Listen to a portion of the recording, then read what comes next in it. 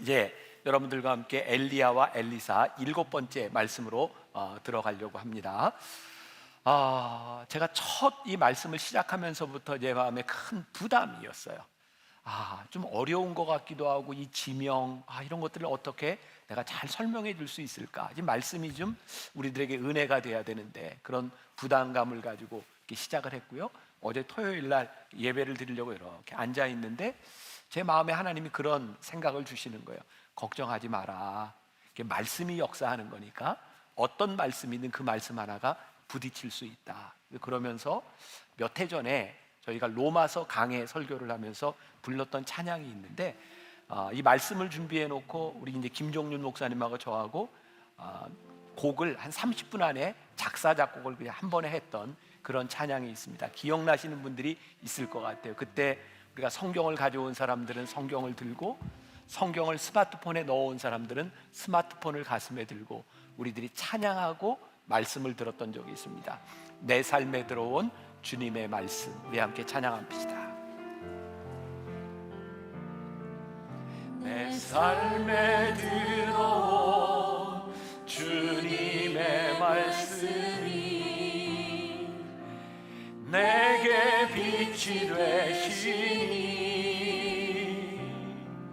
내 삶의 어두운 절망 가운데 소망 보게 하시네. 말씀이 내게 역사하기를, 말씀이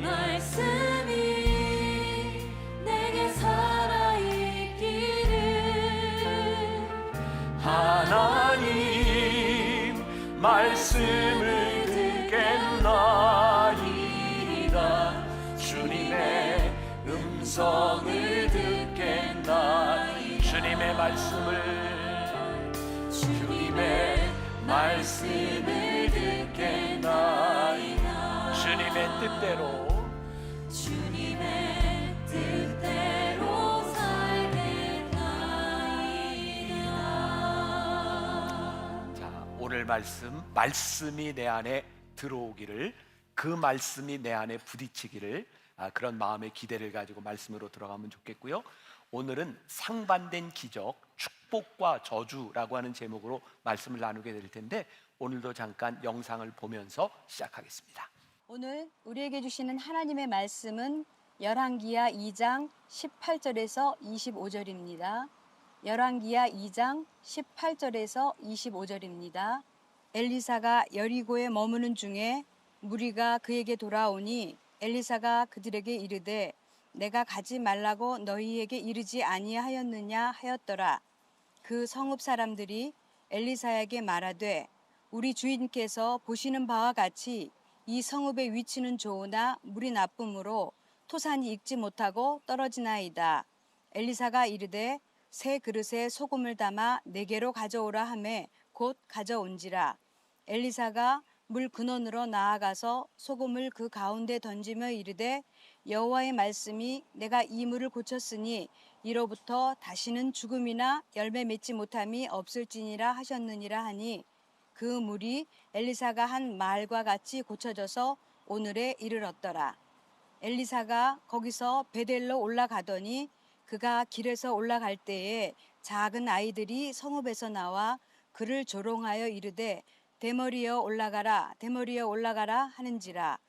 엘리사가 뒤로 돌이켜 그들을 보고 여호와의 이름으로 저주하매 곧 수풀에서 암곰 둘이 나와서 아이들 중의 42명을 찢었더라. 엘리사가 거기서부터 갈멜산으로 가고 거기서 사마리아로 돌아왔더라. 이는 살아계신 하나님의 말씀입니다. 아멘. 스승 엘리야의 승천을 바라보며 갑절의 영감과 자신의 사명을 부여받은 엘리사. 그런데 문제는 그 승천을 목격한 사람이 엘리사 한 사람뿐이었다는 사실입니다. 분명히 떠난 엘리야를 계속해서 찾는 사람들. 하나님이 직접 부르셔서 승천했다고 아무리 말해도 혹시 어디 떨어졌는지 찾아보겠다고 하는 눈빛들. 하나님께는 인정받았지만 엘리야를 따르던 수많은 사람들에게 아직 인정받지 못한 상황. 사람들 앞에서 하나님께 인정받았음을 인증받는 기적이 필요한 순간입니다. 자, 지난주에 우리가 6번째 이야기로 엘리야와 엘리사가 이렇게 사역이 체인지되는 부분들을 우리들이 함께 나누었어요. 엘리야가 거쳐왔던 그 부분을 엘리사가 다시 이렇게 거쳐가요. 요단강에서 기적이 일어나고 엘리사가 처음으로 갔던 도시가 여리고예요. 여기가 다 괜찮은데 물이 먹을 만하지 못했던 그런 물을 다시 이렇게 고침으로, 소금으로 물의 근원을 치유함으로 인해서 엘리사가 드디어 엘리야의 후계자로서의 권위를 인정받게 되는 기점이 바로 여기가 아닐까. 그러니까 사람들 보는 앞에서 엘리사가 엘리야의 겉옷을 받고 다시 요단강을 가르고 왔지만 사람들이 긴가민가 했던 것 같아요. 그래서 엘리야가 이렇게 없어진 다음에 엘리야를 찾으려고 했고, 그것에 실망한 사람들이 드디어 엘리사의 기적을 보게 되죠. 엘리사의 이 사건은 이제 하나님께서 본격적으로 일하실 수 있도록 엘리사에게 권위를 주셨던 그런 사건이 아닐까, 그런 생각을 하게 되고, 그리고 이제 여러분들에게 얘기하고 싶었던 게 뭐냐면 베델이에요. 아이들이 와서 엘리야에게 대머리여 대머리여 올라가라, 이런 이야기를 해요. 대머리를 놀렸어요. 그랬더니 엘리사가 저주를 했는데 그때 곰이 나와서 42명의 아이들을 찢어 죽여요. 이게 참 이해하기 힘든 부분이에요. 그런데 요거 여기서 다 얘기하면 안 되는데, 요거 이제 설교 시간에 들어야 돼요. 그래서 여기까지 하면 너무 그렇잖아요. 그래서 이제 영상은 여기까지고 여러분들한테 조금 설명을 할게요. 참 좋다, 편집하니까. 자, 오늘 여러분들과 함께 상반된 두 개의 기적에 대한 이야기를 나누게 될 텐데, 지난주의 말씀을 여러분들이 기억하실 거예요. 엘리야와 엘리사의 차이가 있다. 엘리야는 주로 심판, 무서운 이야기를 했다면 엘리사는 고치는, 생명을 살리는 기적을 행했다. 여기까지 기억하시죠? 그런데 오늘 엘리사의 기적 가운데 정말 이해하기 힘든 저주의 기적이 나오고 있습니다. 목회자로서 이런 설교하기 참 쉽지 않은 그런 본문의 말씀인데 여러분들과 함께 나누게 될 거고요. 지도를 한번 보고, 오늘은 간단합니다. 자, 지도를 한번 보여줘 보세요. 지금까지 엘리야에 대한 이야기는 다 잊어버리세요. 계속 이어가면 너무 혼란스럽기 때문에. 자, 여기서부터. 자, 엘리야의 기적이 지금 여리고에서 시작이 되고 있죠. 여리고 보셨어요? 네, 여리고에서부터 오늘 베델로, 아주 가까운 베델로 올라가게 됩니다. 근데 여러분들이 저 여리고와 베델이라고 하는 도시를 유심히 보시면 됩니다. 오늘 말씀 가운데 베델 밑에 예루살렘 보여요? 네, 예루살렘 그 위를 기점으로 이렇게 가로로 쫙 나누면 위가 북이스라엘이고 남쪽이 남유다가 됩니다. 이스라엘 사람들에게 가장 중요한 도시 하나를 꼽으라 그러면 예루살렘을 꼽을 수 있어요. 예루살렘은 남유다의 수도가 되는 거죠. 근데 저기는 단순히 정치적인 수도뿐만 아니라 종교적인 중심입니다.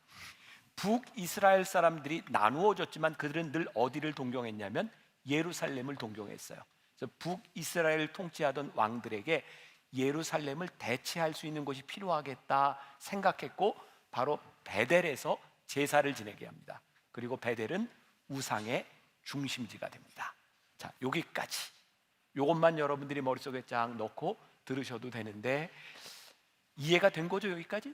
네, 이제 말씀으로 들어갑니다. 자, 여리고에 머무는 중에 나타났던 일. 자, 열왕기하 2장에 보니까요, 엘리야가 행했던 기적과 엘리사가 행했던 기적이 동일하게 나오고 있는데, 그게 요단강을 가른 사건이었어요. 자, 그걸 보고 지난주에 제가 뭐라고 얘기했냐면, 엘리야의 제자들이 엘리사를 이제 엘리야의 계승자로 인정하게 되었다, 이런 이야기를 했습니다. 그런데 성경을 이렇게 읽다 보니까 그들이 엘리사를 인정을 하기는 했지만 마음으로 전적으로 인정이 되지는 않았던 것 같아요. 자, 오늘 그 사건과 연결이 됩니다. 자, 15절부터 17절까지 말씀을 제가 다시 읽어드려요. 맞은편 여리고에 있는 선지자들의 제자들이 그를 보며 말하기를, 엘리야의 성령이 하시는 역사가 엘리사 위에 머물렀다 하고 가서 그에게로 나아가 땅에 엎드려 그에게 경배하고, 여기까지 아무 문제가 없어요. 16절, 그에게 이르되 당신의 종들에게 용감한 사람 50명이 있으니 청하건대 그들이 가서 당신의 주인을 찾게 하소서.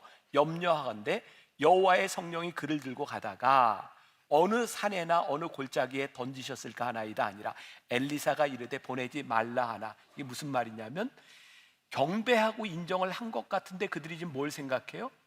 엘리사가 엘리야 승천을 받는데 이 제자들이 생각하기에 혹시 하나님이 들고 올라가시다가 떨어뜨렸을지도 모르니 우리로 하여금 찾게 하소서. 이 이야기는 아직 엘리야에 대한 미련이 많이 남아있는 거예요. 엘리사가 그러지 마라 라고 이야기하는데 17절 무리가 그로 부끄러워하도록 강청하매, 이게 무슨 말이냐면 엘리사가 그러지 마 라고 하는데 사람들이 얼마나 간청을 하는지 엘리사가 부끄러울 만큼 말을 안 듣는다는 거예요. 자, 보내라 한지라 그들이 50명을 보냈더니 사흘 동안을 찾되 발견하지 못하고, 자, 엘리야는 승천을 하게 된 거죠. 자, 바로 여기에 이어서 18절 말씀, 오늘 본문이 시작되는 엘리사가 여리고에 머무는 중에 무리가 그에게 돌아오니 엘리사가 그들에게 이르되 내가 가지 말라고 너희에게 이르지 아니하였노라 하였더라. 여기까지 이제 이해가 된 거죠.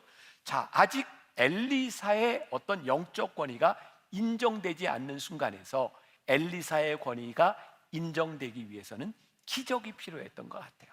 여러분, 성경에 나오는 기적을 보면 그냥 단순히 기적이 일어나는 경우도 있지만 그 기적에는 목적이 있는 것을 보게 돼요.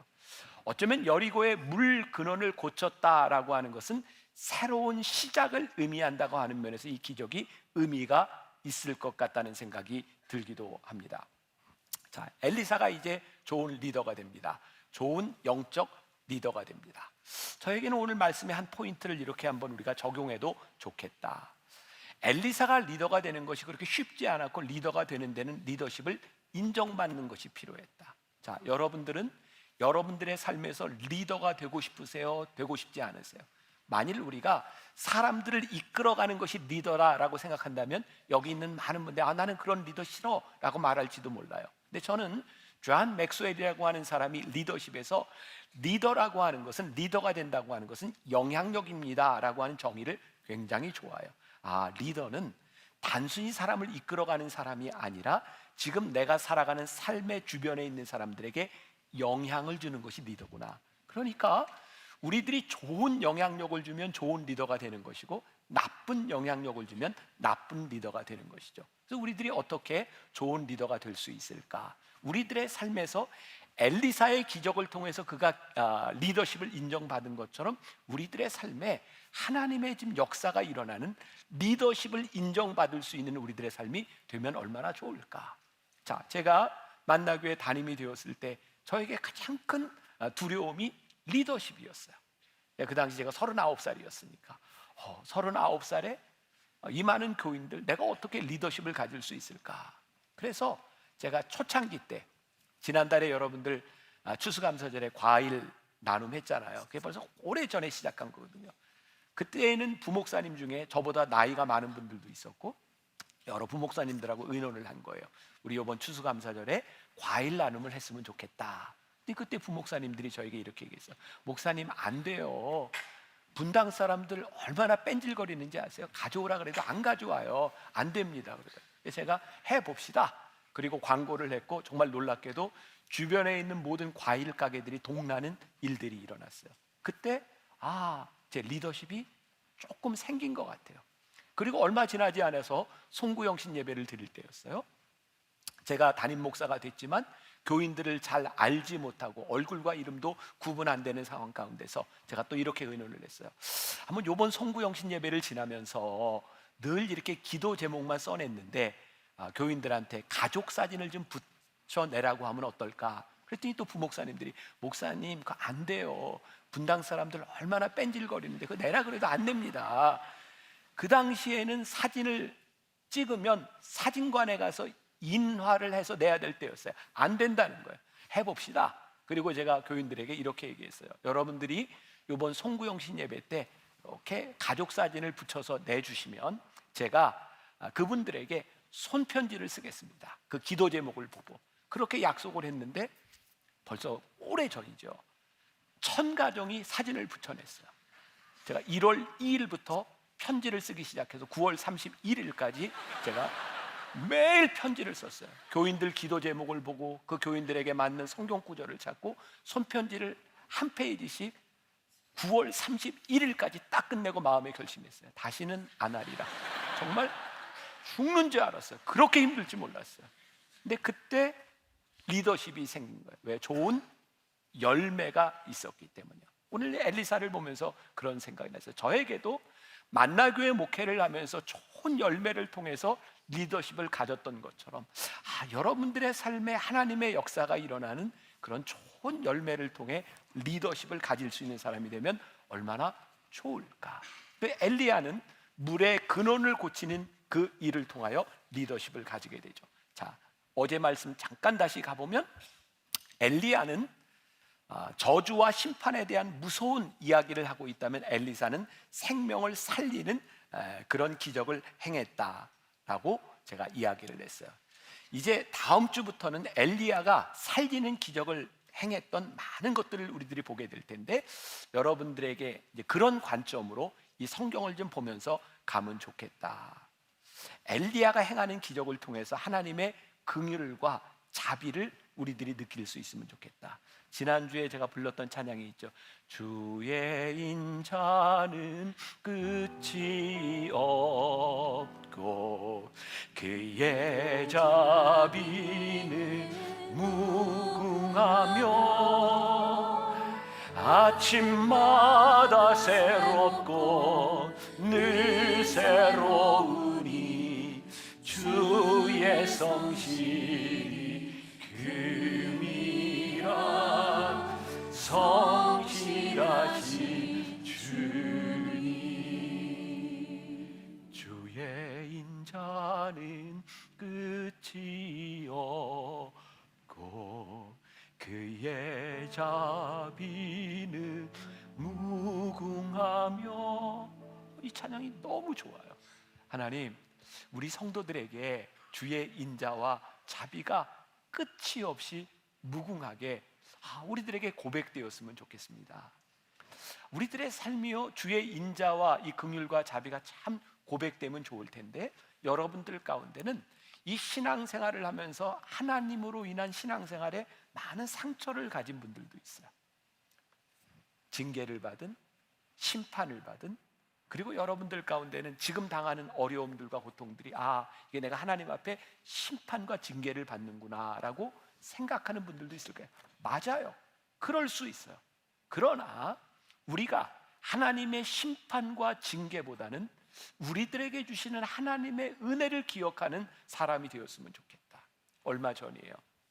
저희 딸내미하고 사위가 저희 집에 와서 저한테 이렇게 얘기해요. 아빠 너무 재밌는 드라마가 하나 있는데 이것 좀 봐요. 그러면서 틀어줬어요. 힘센 여자 강남순이었어요. 혹시 보신 분이 있는지 몰라요.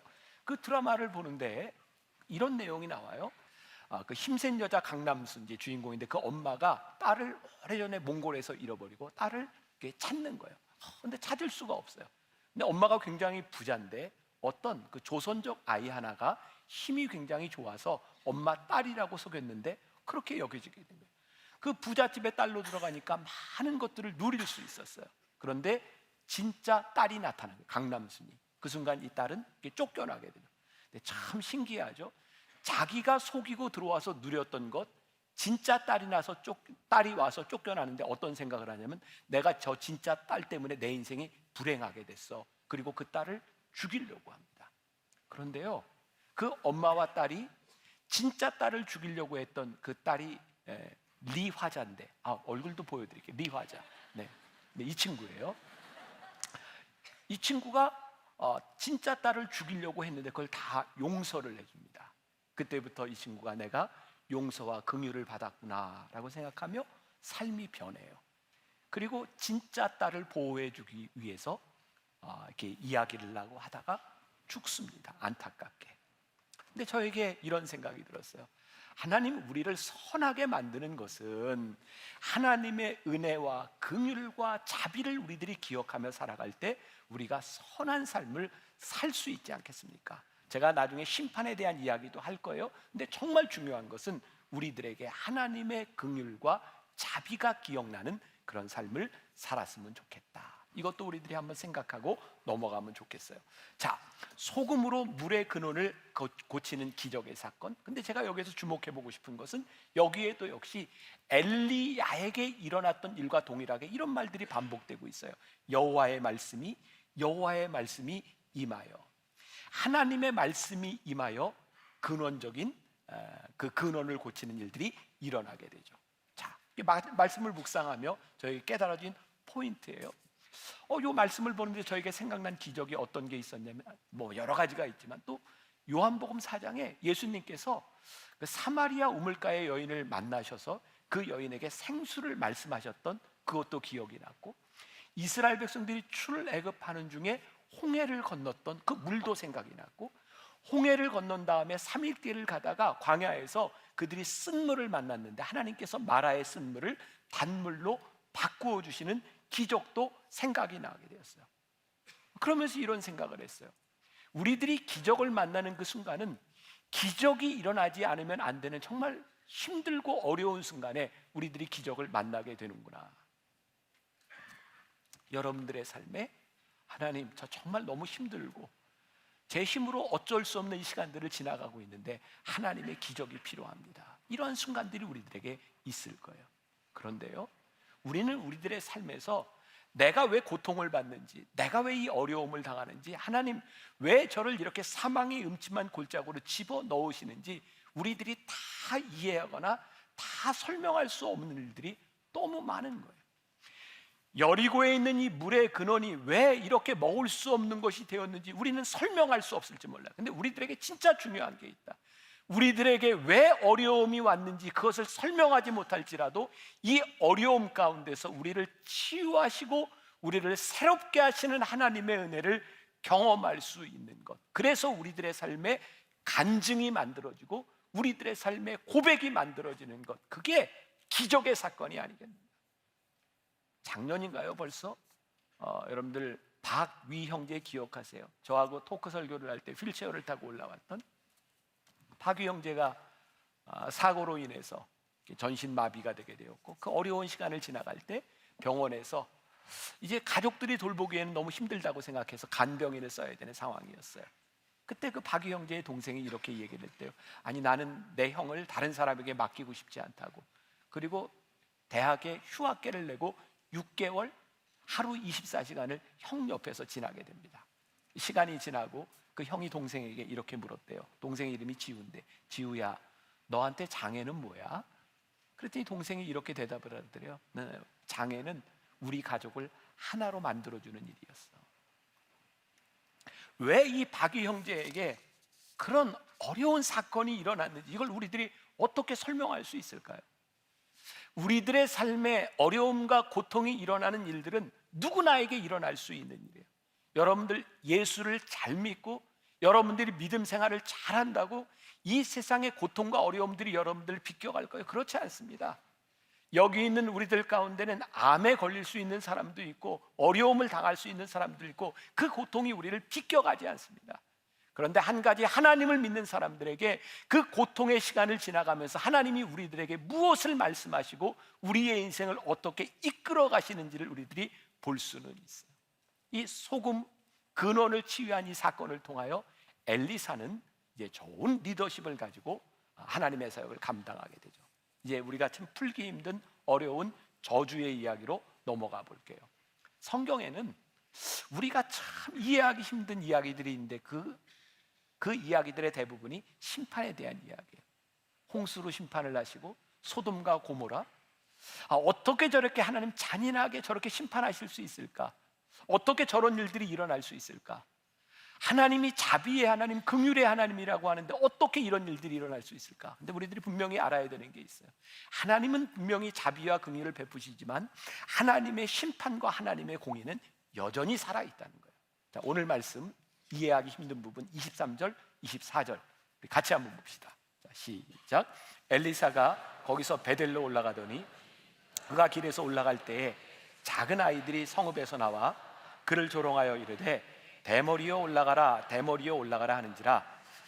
엘리사가 뒤로 돌이켜 그들을 보고 여호와의 이름으로 저주하며 곧 수풀에서 암곰 둘이 나와서 아이들 중에 42명을 찢었더라.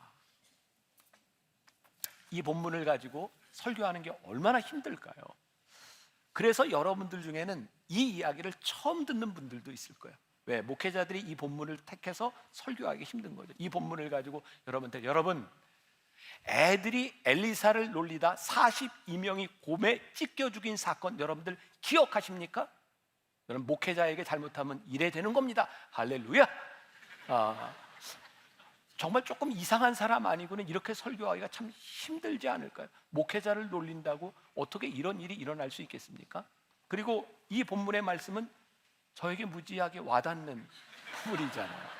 아까 그 영상을 보면서 여러분들 막 이렇게 참고 있는 모습을 봤는데 뭔가를 생각하는 것 같아요. 자, 이렇게 대머리라고 놀리는 이 일 때문에 어떻게 이런 저주의 일들이 일어날 수 있을까? 저 가끔 이렇게 로비에서 이렇게 교인들 인사할 때 아주 어린 애들이 저를 참 좋아하잖아요. 아이들이 막 와서 인사하고 그러는데 간혹 어떤 아이들이 목사님 대머리 이러는 때가 있어요. 그럼 옆에서 엄마 아빠들이 급 당황해요. 그러지 마. 너 이게 뭐야? 근데 제가 속으로 생각해요. 집에서 저렇게 불렀구나. 제가 이렇게 이제 생각을 해요. 애들이 그냥 하겠나? 자, 굉장히 당황스러운 상황이죠. 그러면 제가 그런 상황을 이렇게 맞이했을 때 너희는 목사님한테 그게 뭐야? 하고 저주를 해야 될까요? 아니면 유머로 넘겨야 할까요? 유머로 넘기는 게 당연하겠죠. 옛날 그 선지자들은 그런 유머 코드도 없었는가? 아니, 우리 교회 아들은 또 참 특이한 게 변화산 기도회 때가 되면 아이들이 저에게 조그만 사탕, 초콜릿 이렇게 선물을 하는데 손편지하고 그림도 그려져요. 뭐 제 모습은 그대로 그리는데 제가 참 당황스러운 건 예수님을 이렇게 그린다는 거예요. 네. 이제 보여요, 예수님이? 네. 우리 교회 아이들에게는 예수님도 대머리예요. 자, 그러면 애들이 예수님을 대머리라고 저렇게 그렸다고 아이들을 저주해야 되는가? 그렇지 않은 거예요. 그러면 오늘 이 말씀이 우리들에게 무엇을 얘기하고 있는가? 이거를 우리들이 풀어가야 되는 거죠. 자, 이 말씀을 풀어가는데 중요한 단서가 되는 게 바로 베델이라는 지명이에요. 조금 전에도 이야기를 했지만 이 베델이라고 하는 도시는 처음 우리들에게 알려지게 된 게 뭐냐면 야곱이 형과 아버지를 피해서 저기 하란으로 도망가다가 돌베개를 베고 자다가 사닥다리에 천사들이 오르락내리락 하는 것을 보면서 그 자리에서 제단을 쌓고 하나님께 예배하죠. 그리고 그것을 벳엘, 하나님의 집이라고 명명합니다. 이 베델은 굉장히 중요한 성경의 영적 의미를 가지고 있는 도시입니다. 그런데 아까 이야기했던 것처럼 북이스라엘과 남유다로 나누어지면서 이 베델이라고 하는 곳에서 북이스라엘 사람들이 제사를 지내도록 북이스라엘의 왕들이 우상을 만들어 놓음으로 인하여 베델은 우상을 숨기는 대표적인 도시가 된 거죠. 거기에서 이스라엘 백성들이 하나님께 범죄하는 근원이 되는 도시가 생긴 거예요. 그런데 그 도시에 있는 아이들이 엘리사를 보면서 대머리여 올라가라, 대머리여 올라가라라고 이야기를 했는데 이 작은 아이들이 왜 그런 이야기를 했을까? 굉장히 중요한 일인데요. 이 베델이라고 하는 도시가 우상 숭배로 물들었다고 생각한다면 지금 엘리사가 여리고에서 기적을 행하고 왔음에도 불구하고 그들은 엘리사를 조롱할 뿐만 아니라 하나님을 인정하지 않고 있는 거죠. 여기 작은 아이들이라고 하는 말을 그냥 액면 그대로 받아들인다면 이 아이들이 부모의 영향을 받았구나, 이게 그냥 습성화되어 있구나 라고 생각할 수도 있어요. 그러나 그것만 가지고 이 문제를 풀어가기에는 조금 무리가 있죠. 근데 여기 작은 아이들이라고 하는 이 단어가 히브리어에 보면 나르라고 하는 말로 되어 있는데 보니까 이 나르라고 하는 말이 어떻게 쓰여졌냐면 요셉이 17살 때 그를 나르라고 칭했고요, 모세가 성막을 지킬 때 그를 수종들던 여호수아를 지칭할 때 나르라고 하는 단어가 쓰였고, 다윗이 골리앗과 싸워 나가려고 했을 때 그 다윗이 나르라고 하는 겁니다. 여기에서 작은 아이들이라고 했던 말은 결코 작은 아이들을 이야기하는 것이 아니라 충분히 생각하고 충분히 뭔가를 결정할 수 있는 나이의 아이들이 엘리사를 놀리고 있는 거예요. 근데 여기에서 중요한 것이 그냥 대머리라고 놀리는 것이 아니라 어떻게 대머리요 올라가라, 대머리요 올라가라. 이게 무슨 의미일까? 엘리사가 여기 오기 바로 전에 엘리사는 엘리야가 승천하는 것을 보게 되었어요. 아마 그 당시에 이 베델에 있는 우상을 숭배하는 사람들도 엘리야가 얼마나 위대한 선지자인지 알고 있었을 거예요. 근데 엘리야가 하늘로 올라갔어요. 뭐라고 조롱하고 있냐면 너의 능력 있는 선생님이 올라갔는데 너도 올라가라, 올라가라. 너 쓸데없다. 너 무가치한 사람이다 라고 이야기를 하고 있는 거예요. 그런데 오늘 이들이 이야기하고 있는 데서 엘리사가 이렇게 이야기를 하죠. 엘리사가 뒤를 돌이켜 그들을 보고 여호와의 이름으로 저주하매 곧 수풀에서 암컷 둘이 나와서 아이들 중에 42명을 찢었더라. 여호와의 이름으로 저주했다라고 되어 있는데 무엇을 유추할 수 있냐면 엘리사는 지금 자기의 외모를 가지고 비하하거나 놀리는 것이 아니라 이 아이들이 하나님께 대하여 얼마나 적대적으로 이야기하고 있는가. 여호와의 이름으로 저주했다. 엘리사는 저주했습니다. 근데 심판은 하나님이 하셨어요. 제가 오늘 여러분들에게 좀 무섭지만 이런 이야기를 하고 싶어요. 여러분들의 삶에 하나님의 자비와 긍휼하심이 있기를 원하는 마음이 목회자로서는 참 많아요. 근데 오늘 여러분들 가운데 분명히 그런 분이 있을 거예요. 아, 그래, 내가 이건 징계를 받는 거야, 심판을 받는 거야. 맞습니다. 하나님은 여러분들의 잘못에 대하여 그냥 두시지 않습니다. 왜? 하나님은 공의의 하나님이십니다. 그러니까 저는 그렇게 어려움을 당하는 성도들을 바라보면서 하나님의 긍휼과 자비가 있었으면 좋겠습니다 라고 바라지만 우리들이 받아야 되는 고통과 어려움과 심판이 분명히 있는 거예요. 우리들이 하나님의 심판을 무서워하면 그렇게 쉽게 하나님을 적대하지 아니하고 우리들의 신앙이 올바로 세워질 수 있는데 늘 긍휼과 자비만을 바라며 살아가다가 우리들이 하나님 앞에 심판받는 사람이 안 되었으면 좋겠다. 우리들의 삶이요 아주 극명하게 둘로 나누어집니다.